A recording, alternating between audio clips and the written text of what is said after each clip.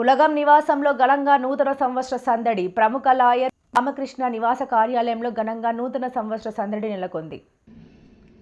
ఈ సందర్భంగా ఆయన మాట్లాడుతూ 2025 సంవత్సరంలో అందరికీ మంచి జరిగిందని, అలాగే 2026 సంవత్సరం అందరికీ మరింత మంచి జరగాలని, అందరూ ఆయురారోగ్యాలతో తులతూగాలని పేర్కొన్నారు. ముందుగా కేక్ను కట్ చేసి ఒకరినొకరు నూతన సంవత్సర శుభాకాంక్షలు తెలియజేశారు.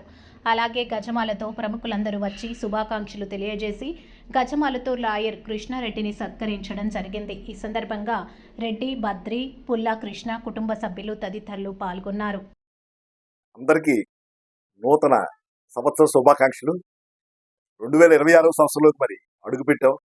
ఈ సందర్భంగా నా ఆఫీసులోకి శ్రేయాభిలాషులు, మిత్రులు, క్లయింట్స్ అందరూ కూడా ఈరోజు ఇచ్చేసి నన్ను ఎంతో ఘనంగా సన్మానించడమే కాకుండా బొకేలతో కానీ వాడి యొక్క అభిమానంతో చాటుకుని నాకెంతో కృతజ్ఞతాభావంగా శుభాకాంక్షలు తెలియజేసినందుకు అందరికీ కూడా నా ప్రత్యేక వందనాలు.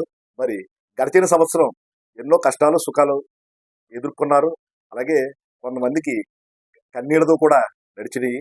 అయితే భగవంతుడిని ప్రార్థిస్తున్నాము ఏంటంటే ఈ సంవత్సరంలో, ఈ కొత్త సంవత్సరంలో మరి అందరిలో నూతన ఉత్తేజం కలిగి అందరికీ కూడా ఆయురారోగ్యాలు ప్రసాదించమని చెప్పేసి ప్రతి ఒక్కరు వ్యాపారాభివృద్ధి కానీ, ఉద్యోగాభివృద్ధిలో కానీ అందరికీ కూడా మంచిగా ఉండాలి.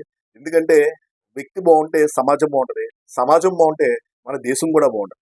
ఆ విధంగా మరి ముఖ్యమంత్రి చంద్రబాబు నాయుడు గారి ఆశయం మేరకు, ఆయన విజనరీ మేరకు, అలాగే డిప్యూటీ సీఎం పవన్ కళ్యాణ్ గారి ఆశయం మేరకు కూడా మనందరూ కూడా శక్తివంచం లేకుండా కృషి చేస్తూ ఆంధ్రప్రదేశ్ నూతన రాజధాని అమరావతి నిర్మాణానికై మనందరూ భాగస్వాములు అయ్యి మనం ముందుకు వెళ్ళాలి. ఈ కొత్త సంవత్సరంలో అమరావతి ఇంకా ముందుకు వెళ్ళడమే కాకుండా పోలవరం ప్రాజెక్టు పూర్తయ్యి మన ఆంధ్రప్రదేశ్ అంతా బాగుండాలి, సస్యశ్యామలంగా తయారవ్వాలి. తద్వారా కూడా ఇక్కడ అనేక ఫ్యాక్టరీలు రావడం, వ్యవసాయ పరంగా అభివృద్ధి చెంది అందరూ బాగుండాలి. దాంట్లో ఆంధ్రప్రదేశ్ ప్రజలు భారతదేశంలో నెంబర్ 1గా మన ఖ్యాతి మోడీ గారి దాకా వెళ్ళి మోడీ గారు కూడా మనం మెచ్చుకునేటట్టు ఉండాలని చెప్పేసి నేను మనస్ఫూర్తిగా కోరుకుంటానండి. జై హింద్.